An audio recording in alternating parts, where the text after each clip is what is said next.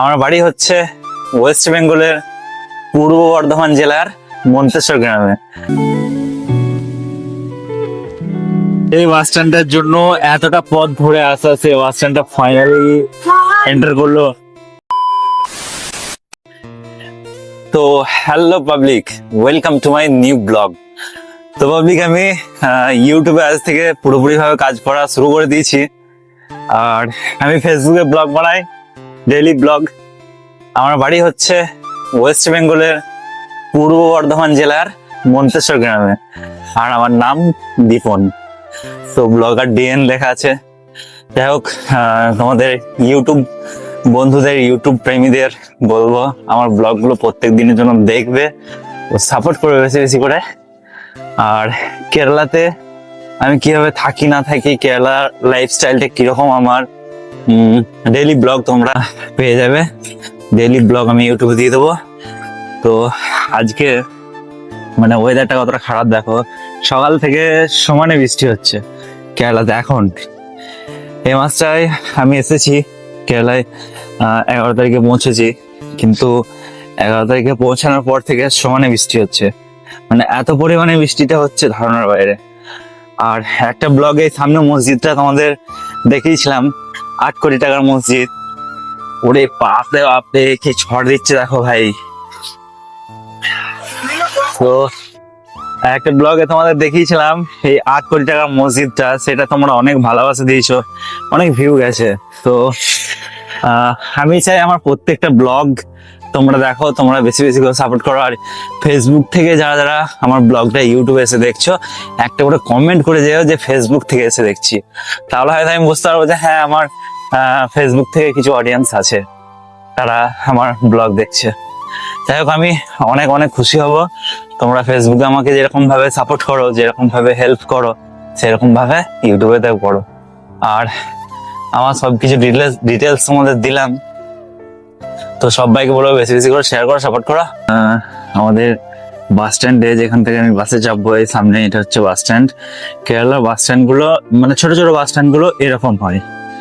আর কেরালার রাস্তাঘাট তোমাদের দেখাতেই পাচ্ছি, কত সুন্দর পরিষ্কার পরিচ্ছন্ন। তো এটাই হচ্ছে কেরালার প্রাকৃতিক সৌন্দর্য, কেরালার পরিবেশ।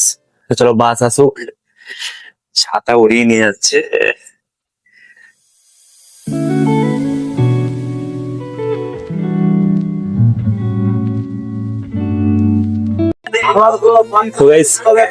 ফাইনালি চলে এসেছি আমাদের কোটাকেলে।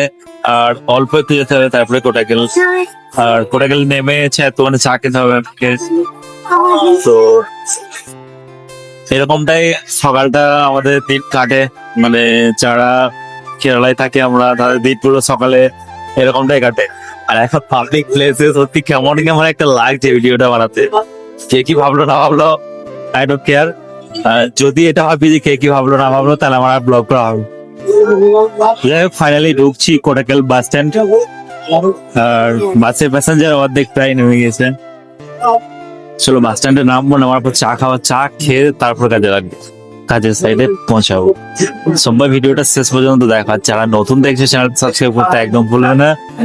আর যারা সাবস্ক্রাইব করে আছো তাদেরকে অসংখ্য ধন্যবাদ। আর কি বলবো, চলো যাই একদম।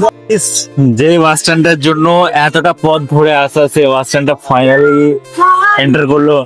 আর বাস স্ট্যান্ডে ঢোকার রাস্তা হচ্ছে একদিকে, আর বের হওয়ার রাস্তা হচ্ছে একদিকে। মানে এখানকার নিয়মটা একটু আলাদা রকম, মানে পরিষ্কার পরিচ্ছন্ন নিয়ম। একটা বাস স্ট্যান্ডে যখন বাস একটা ঢুকবে, তখন ঢুকবে একদিকে আর বেরোবে একদিকে। মানে যেদিকে ঢুকবে সেদিকে বেরোবে না, যেটা আমাদের বাংলাতে হয়, যেদিকে ঢুকবে সেদিকে বেরোয়। কিন্তু এখানে যেদিকে ঢুকবে অন্যদিকে বেরোবে। এই জিনিসগুলো খুব ভালো জিনিস, আমার খুব পছন্দের। যাই হোক, তোমাদের কেমন লাগলো তোমরা একটু জানিও। এই দেখো, ঢুকছে একটা গেট দিয়ে, আর সামনে গেটটা তোমাদেরকে দেখালাম। আর এটা হচ্ছে একটা গেট, এই দিক দিয়ে ঢুকবে আর ওই সামনের দিক দিয়ে বার হবে। এই হচ্ছে কেরালার বাস স্ট্যান্ডের অবস্থা, মানে রুলস।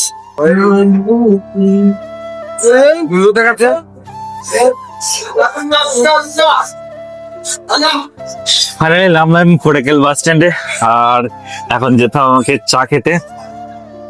তো এই চায়ের দোকানে আমি ঢুকলাম, আর চায়ের দোকানে ঢুকে হাতে এই যে জিনিসটা নিলাম, এই জিনিসটা কি বলে মনে হচ্ছে বলো তোমাদের? এই জিনিসটা কি জানো? এই জিনিসটা হচ্ছে কলার বেগনি, সেটা বলে। এই কলার বেগনিটা আর একটা চা অর্ডার করেছি। এই চা তো এখানে একটা গ্লাস, মানে এক গ্লাস পুরোপুরি চা দেয়। এই এক গ্লাস চা আর এই কলার বেগনি। আর চাটা সম্ভবত খুব স্ট্রং নয়, চাটা খুব স্ট্রং নয়, লাইটের মধ্যে, তা খেয়ে কোনো সমস্যা হয় না। আর এই কলার বেগনিটা খাবো আর চাটা খাবো, খেয়ে তারপর আমি কাজে সাইড দিয়ে রওনা দেবো। যাই হোক, খেয়ে দেখি কেমন লাগে। খারাপ না, এটা আমাদের গ্রাম বাংলাতে তোমরা বানাতে পারবে যদি ট্রাই করো। আর এটাকে এখানে বলা পায়েমপুরি। তো পায়েমপুরিটা কিভাবে বানাচ্ছে বা বানায় তোমাদেরকে পরে একটা ব্লগে দেখাবো, পায়েমপুরি কিভাবে বানায় বা বলবো তোমাদের। তো যাই হোক, এটাকে বলে পায়েমপুরি। পায়েম মানে কলা, পায়েমপুরি। তাই পায়েমপুরি এখানকার মানুষ অনেক পছন্দ করে। হয়তো আমাদের বাংলার মানুষ ভাববে তেলে খাবার, কিন্তু তেলে খাবারটা ওখানে ক্ষতি নেই। এখানকার সবকিছুই পছন্দ।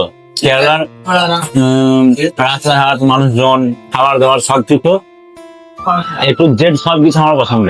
আর তোমাদেরকে প্রত্যেকটা দিনের জন্য, প্রত্যেক সপ্তাহে 4 দিন আমার ব্লগ আপলোড দেবো, আর কেরালার সবকিছু তোমাদেরকে শেয়ার করবো। সঙ্গে থাকবে সবাই। তো গাইস, আর একটা বাস থেকে নেমে আমার একটা বাসে চাপতে হলো, কারণ যে লোকেশনে আমি যাব সেই লোকেশনে 2টো বাস লাগবে যেতে।